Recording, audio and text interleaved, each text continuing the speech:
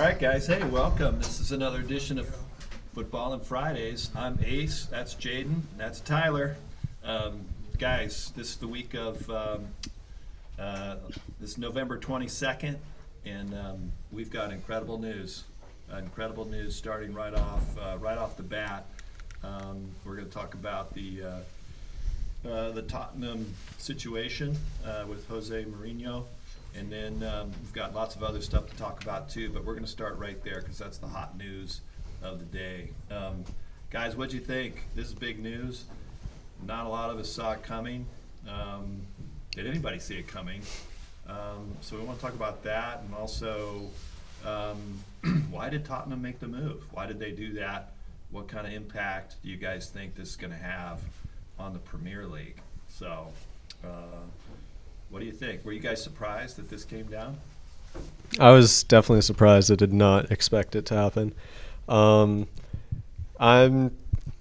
First of all, I'm just excited because it'll definitely be entertaining just to have Jose Mourinho back in the Premier League.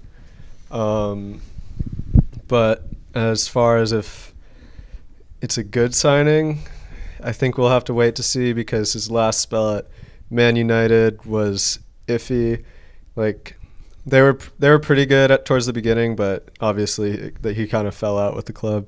And then before that at Chelsea, it was also okay. But before, like all the clubs he's been before that, he's done great. And I don't know. I just think we have to wait and see. I'm going to be honest, this news absolutely astounded me. If you remember, like 18 years ago, it started like the last season when he was with Manchester United on their tour of America. He was absolutely miserable. He wouldn't get any. He wanted players. Ed Woodward didn't want to buy any because he was conservative, and it was just not a great time. Now, over at Tottenham, Daniel Levy is Ed Woodward, but 10 times more conservative, and I think it's just going to get into the same thing. Players are going to leave because they have a bunch of players leaving on free transfers at the end of the year, and Daniel Levy's probably not going to want to buy that many more people. So I feel like it could go downhill very easily. But on the other hand, he probably wouldn't have signed unless Daniel Levy promised him the financial backing he wanted. So it's a really weird one. Yeah, I mean, I think that's probably what we should look into is, why was there a falling out with Pochettino? How do you say his name? I'm not even sure. Pochettino. Yeah. Why was there a falling out with him in the first place? And then how is Mourinho going to overcome, whatever Pochettino couldn't deliver? So it seems like over the last maybe a couple of years, I don't know how long, but as you mentioned, I think there was kind of a big disconnect between Pochettino and Levy because neither knew how to go after players. I think there was a sense that maybe it's Levy's job, and then Levy would say no, it's more your job, and then it was one of these deals. It's your responsibility. So I think at some point there was just a big disconnect between the two, and then you saw what happened. They didn't add any players in the last transfer window. There was no progress. Guys are wanting to leave because I think everybody knew that there was a big rift between the two, and so that I think filtered into the team and the way they played. I don't think anybody expected Pochettino to be here at the start of the year. And then here he is, So it seemed like they were kind of adrift from the get-go from this point on. But so my question is how much of a relationship will Mourinho have with Levy? Will he be able to work with him and find these players that they may or may not need? I think the answer is yes. I think for whatever reason, Pochettino and Levy just did not get along. There just wasn't a real good relationship between the two. But I think Mourinho has so much more charisma. He's more forceful. He's going to make these things happen. He's going to improve Tottenham, and I think he's going to be a success. I don't know. What do you guys think about that? I think signing Mourinho is a huge bet on the part of the Spurs staff and their board, because to fire Pochettino and his staff, back in last May, they signed him to a 5-year extension. So they have to pay around $20 million to sack Pochettino for the remainder of his contract, which is a lot, and that's a huge gamble. So I think it's a huge move of desperation, because we know they don't like spending money, and to waste that much money on a coach that you're not going to use, they're really going all in here on Mourinho, and they really need this to work for them. Word on the street is that the ownership group wants to. They're on the market to sell the team. So, the theory goes is that by hiring Mourinho, it might be a little bit more attractive for an investment, to come in and purchase the team. So that might be part of it. You're right. Maybe that's just putting a shiny, something shiny in the display window to purchase the team. So it might not transfer onto the field. I don't know. Yeah, it's also interesting to look at where Pochettino might move now that he's out of a job.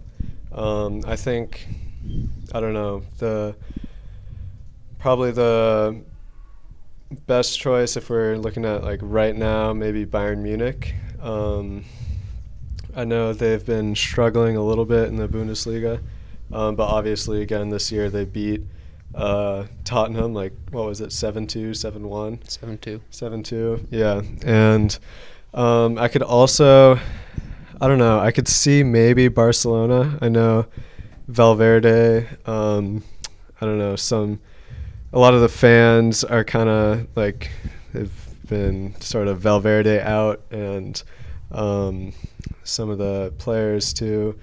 But honestly, I think Barcelona have been doing fine, like as they are now, and I think right now Bayern Munich is probably the most likely destination, but we'll just have to wait and see. My main problems with the two teams you just said are, if you look at what Pochettino's done, he took Spurs out of the dumps and made him a Premier League contender, but he hasn't won anything. And those higher clubs like Bayern and Barcelona, like if you have a season where you don't win anything, you're in a crisis. And I don't know if he really has the pedigree to meet their expectations. Why not? I mean, don't you think he took Tottenham all the way to the Champions League final. I mean, that was a team that, is obviously talented enough, but that was some good coaching too. Mm-hmm. I think. And VAR. Maybe he hasn't won anything, but he certainly, is able to bring someone, to a potential trophy. It's one thing to try and win at Tottenham, but if you're at Barcelona, I think, how are you not going to win something? Yeah. But unless you just absolutely don't know how to tie your shoelaces. Look at Jurgen Klopp and the Liverpool squad he came into like 4 years ago. That squad, I'd say worse than the squad now, but he made something happen. He brought in the right players. He basically coached them to the Champions League final, and won it the year after, and now is on the verge of winning the Premier League, because he's actually gotten somewhere, unlike Tottenham. Yeah, I mean, maybe that's what it comes down to. Like, I think we touched on that before. It's like, can the coach bring in the players, or does he have the ownership group or the management to help him do that? And I think that's ultimately where Pochettino failed, whether it's wholly his fault or, Levy's fault or both. I think that's ultimately where they kind of failed there. They just didn't have enough, to bring in the players. So, all right. So, what kind of impact is Mourinho going to have, though? Let's, all this future of Tottenham and all that? Um, They're not that far out of the top four, right? Am I right about that? I believe they're in 14th in the Yeah, Premier League. 14th. How many points? So like 14. 14 points away from the top four. Or they're 14 points on 14 games, 11 points behind fourth place Manchester City. oh. Okay. Well, I think he's going to have a positive impact, I think. Well, Tottenham actually plays Mourinho's former club, Manchester United, in 2 weeks. And I think I think Tottenham will get a positive result there, probably win, and set them on a good track. I think right now they're doing so bad that the only way they can go is up, really. But obviously I don't know. Last you year, never know with Mourinho. Last year after Mourinho left United and they brought in Solskjaer, he had that 3-month period, I guess. He only had, up until mid-March from December when he was appointed, he only had one loss, which was at home to PSG. And they ended up reversing that anyway, so it didn't matter. But typically when you have these new managers come in, you have this honeymoon period where it's all going well, it's all perfect. And then things start to settle in after and get bad. But if you look at what happened with Solskjaer, it'll probably happen with Mourinho. The only time I can remember it explicitly not happening is last year when Monaco appointed Thierry Henry, and that just went completely down the drain.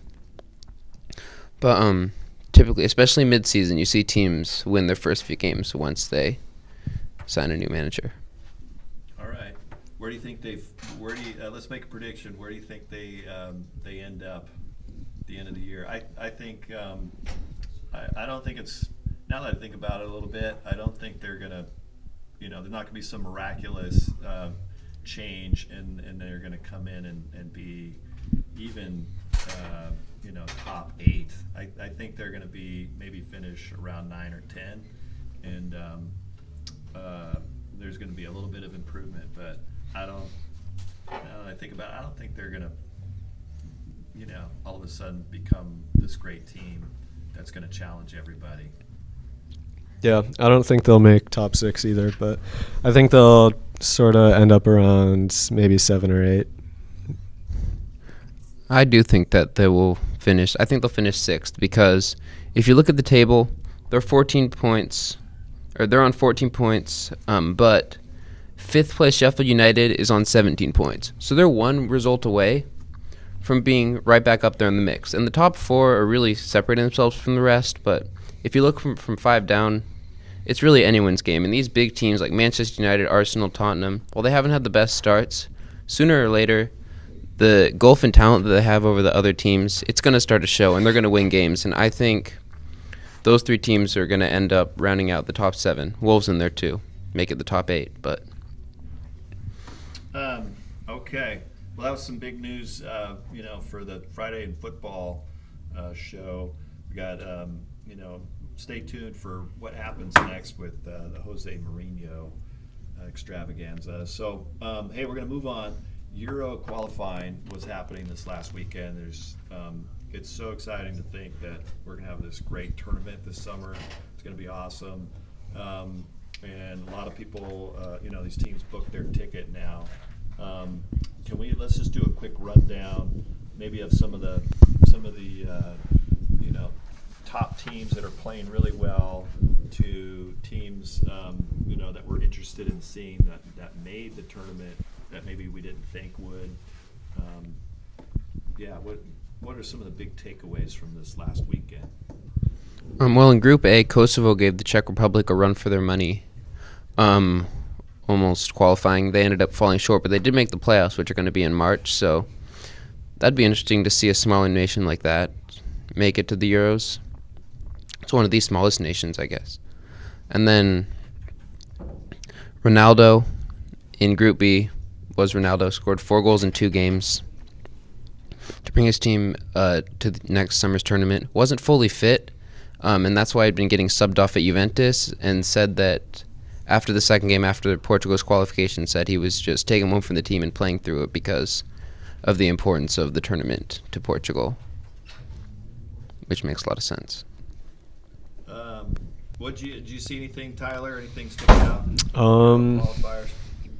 I saw that the Netherlands played really well. They played Northern Ireland, right? Or Yeah, I think that's right. yeah, I think scored like 5 goals. Ginger Wijnaldum from Liverpool got a hat trick, which is pretty cool to see. And other than that, I didn't see anything else. Yeah, I think Wales had a nice win.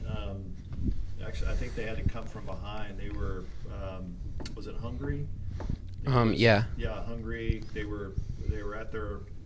They had to come from behind at home, and they needed to win that to get in, and they pulled it out. And Bale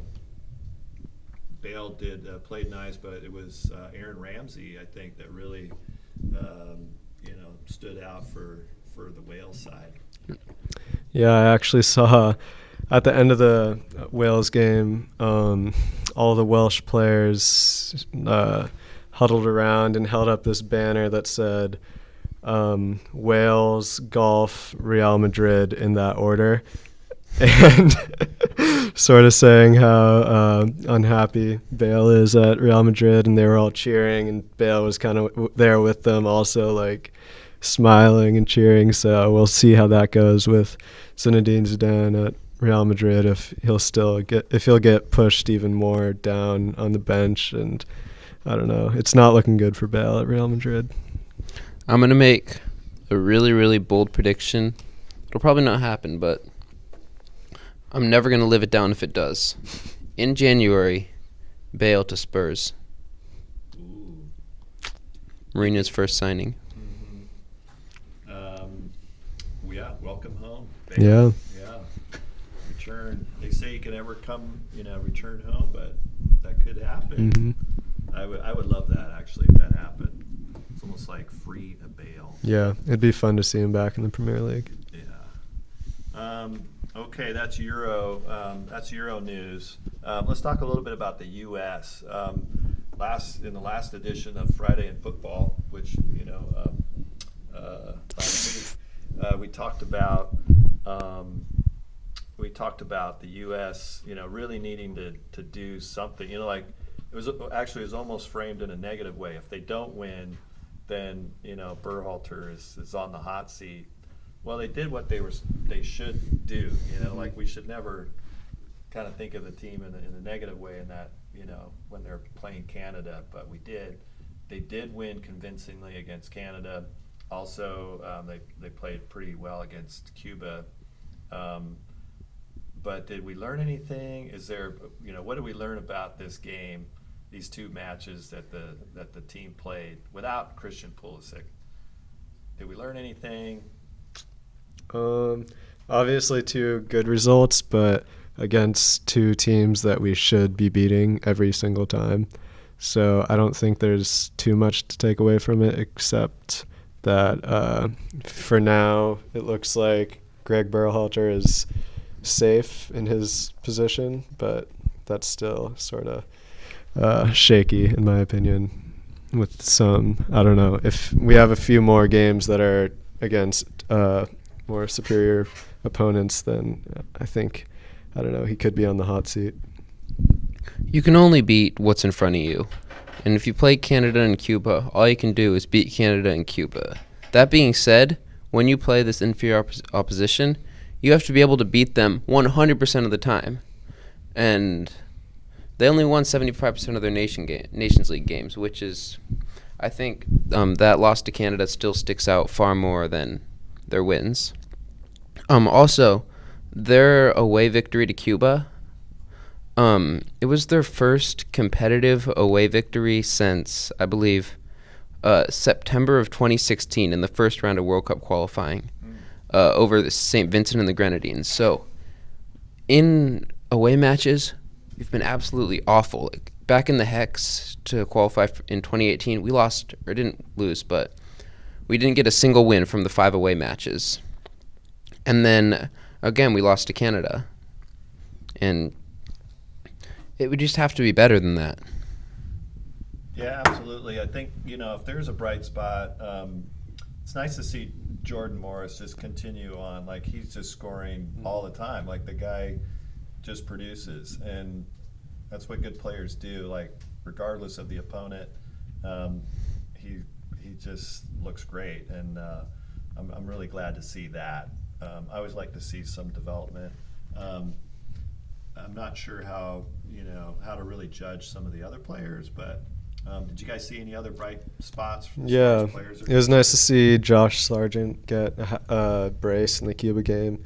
I think he's a really fun, exciting player. It's nice to have like a young striker on the rise in the U.S. national team, because right now, I don't know, what do we have? Zardes and Altidore, who, I don't know, I'd rather have, personally, maybe keep Zardes. I think Altidore should maybe be out the door for the U.S. national team. I think we just need young talent coming in, like Josh Sargent, and he's looking pretty good. Yeah, I'm with you there on Altidore. I mean, he just doesn't seem as dynamic of a striker that maybe we could develop. Somebody like a Josh Sargent. Altidore's he's just a pass guy. He'll pass off to you.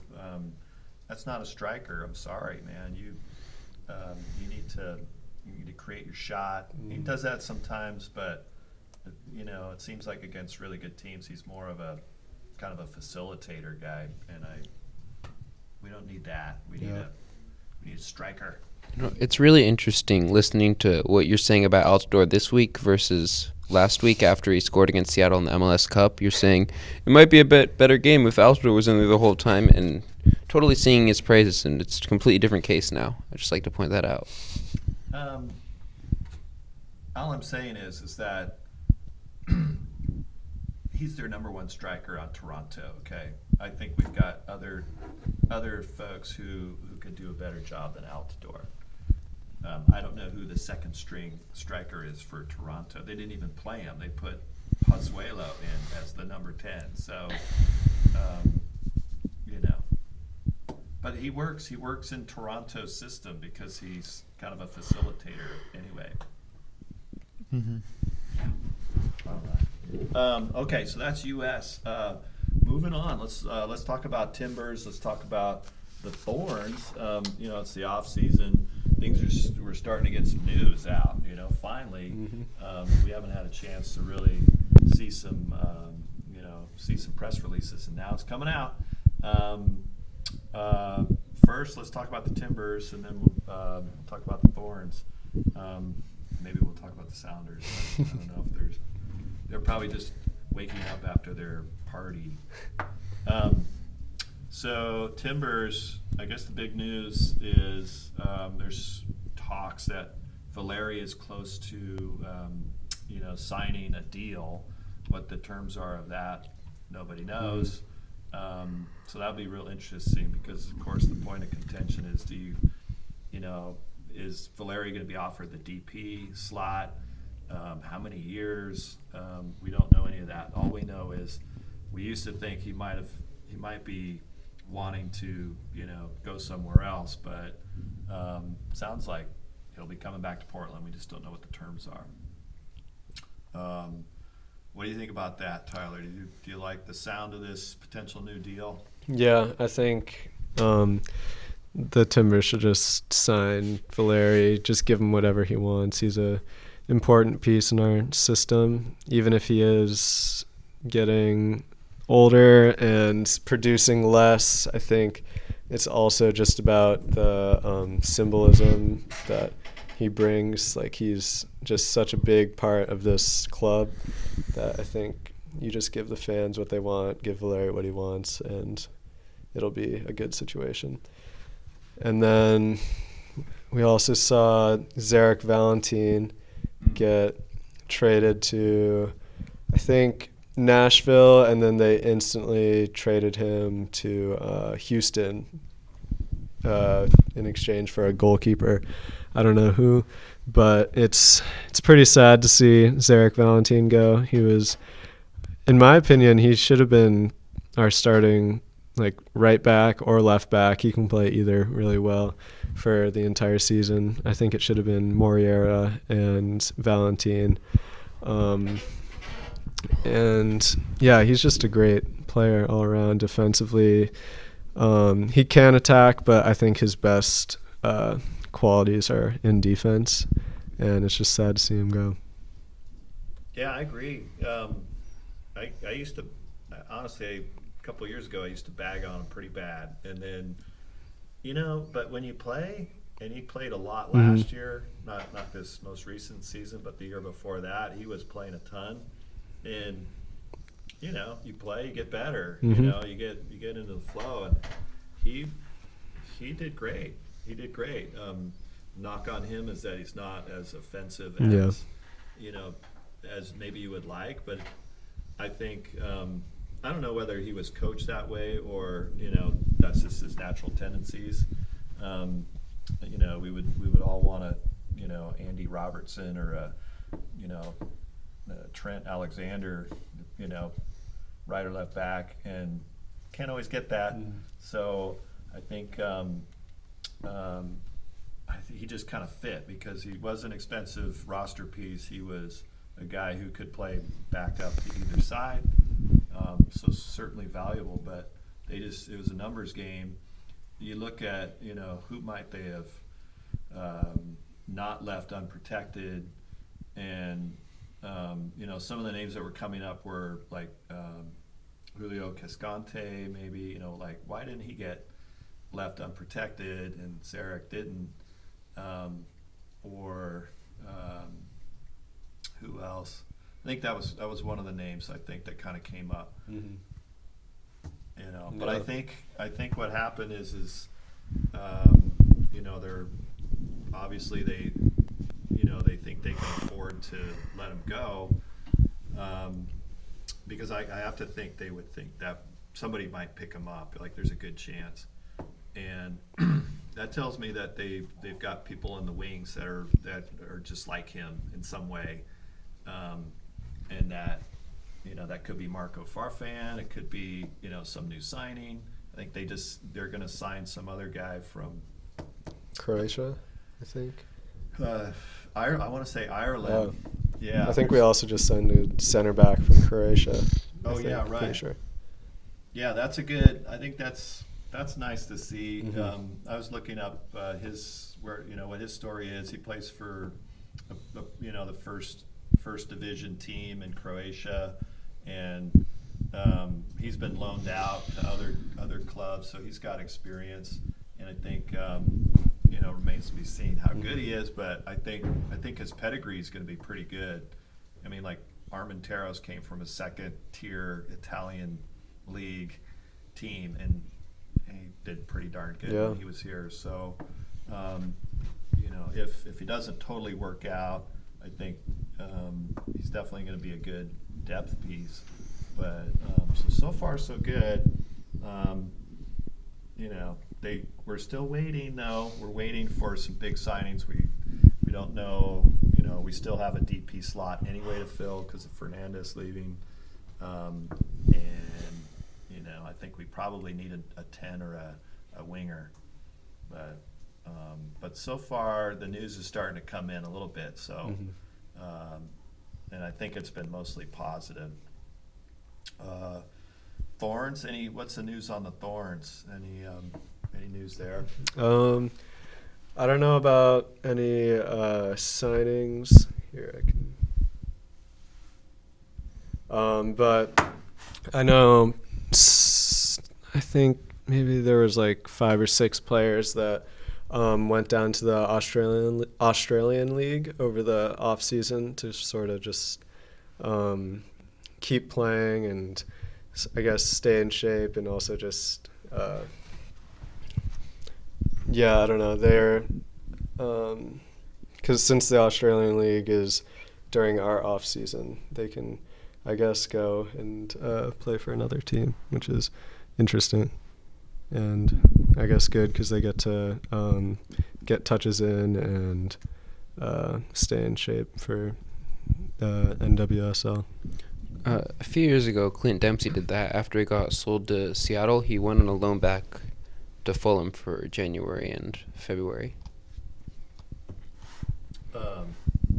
What's anything going on in Seattle? Have they made any signings? Um, What's the Sounders? No signings yet, and they've lost not really key players, but just like the glue they used to fill in the cracks and stuff. Like Victor Rodriguez is gone. Both our center backs, Torres and Kim Keehee, are gone. Really? Brad Smith, our left back, went back to Bournemouth. You're talking about almost your whole back line there. Yeah, that's more than I thought initially. And I don't know. Out of our best 11, that's like 4 of them right there. So Yeah, I mean that's the strength of the team. I thought, Saad Abdul Salam, our backup right back. It's a little worse than I initially thought. Are you a little worried? No. We'll sign people. Yeah. And worst comes to worst, we'll make a signing in summer of next year that'll save the team. That's what seems to happen most times. Happened with Ladero in 2016, Rodriguez in 2017, and then Rui Diaz in 2018. Then this year we didn't even need it. Okay. I guess it was Arriaga. All right. So that's the news around the league. Let's talk about high school. It came out recently, the All League PIL, and so we just want to give some shout outs to those guys. So here goes. For the guys, first team All League, Jet Star midfielder senior, Mo Muhammad forward junior. And, of course, Mo was also named Player of the Year for the PIL. So that's awesome. Tyler, you saw him close up in practice a lot, and during the year. Why do you think he was named Player of the Year? Mo's a fantastic player. He can just dribble past anyone, beat anyone one-on-one. And he can finish from just about anywhere inside the 18 and outside the 18 too, and just has a great eye for goal, and I think he definitely deserves first team PIL along with Jet. And then second team PIL we had Saul and Ibram and also Harry, who I think Saul, he was our top scorer by far this year. I think he definitely deserved first team PIL, and maybe I don't know, got a little bit underrated right there. And also Ibram was fantastic this year. And Harry was unfortunately injured in the first couple minutes of the season, and had to miss a few weeks, and but when he came back, he was fantastic, and I could see all three of them, like why all three of them could deserve first team, but obviously that's not my decision. And also Bodie got an honorable mention, and it's Bodie and Seb, and to me that's also just like at least give them second team. I could definitely see both of them getting first team, but again, that's not my decision. All right. Then moving on to the girls, we had one player, Emma Pack, senior defender that made first team. Second team was Riley Pierce, forward. She's a senior. Ashley Robinson, she was also forward, senior.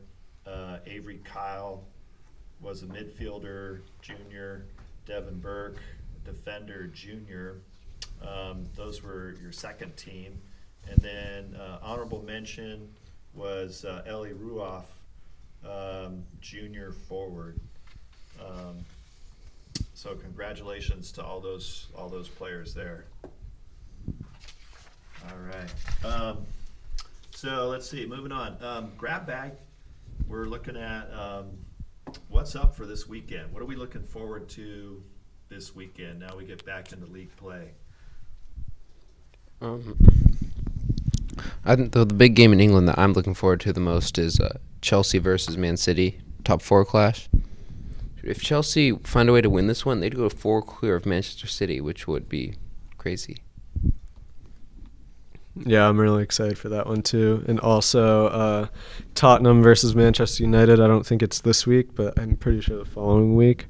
But either way, it's just going to be so exciting having Mourinho face his former club and having just joined Tottenham, who are not doing so great in 14th. And Manchester United are sort of stepping back up, getting back up on their feet. I believe they're in 7th. It's just going to be super exciting to see that. All right. I'd probably just jump on the bandwagon there, Man City and Chelsea. I think it's going to be a fantastic match, and really looking forward to seeing what Pulisic can do in that game. It just feels like it's going to be up and down the field. And let's see. So player of the week. What do you guys think from this last week? Who stood out to you? Jaden, you want to go first? My player of the week over the international break would have to go to the one, the only, Cristiano Ronaldo. Brought his tally up to 98 career international goals with 3 goals against Lithuania and a goal against Luxembourg. Fought through injury to do so at the age of 34, almost 35 next February. It's just still in such good shape, and he's continuing to amaze us. Yeah, I'd have to agree. Ronaldo has just been amazing over the past couple weeks, and even though he was getting subbed off at Juve at times he wouldn't want to, I think he's definitely proved himself over the past week or two. I think I'm going to go with Aaron Ramsey with Wales. He scored 2 goals when his team needed it. The guy's doing great. I'm not sure exactly how he's doing at. Where's he at? Juventus? Yeah. He's a winner and scored 2 timely goals. So I'm going to pick him. All right. I think that's it. That wraps up this edition of Friday in Football. Thanks, guys. I'm Ace. That's Jaden. That's Tyler. And we'll come back at you next week for another. Well, actually, I don't know if we will come at you next week since it is Turkey Day. We might be on a hiatus for 1 week, so stay tuned, and we'll see you next time.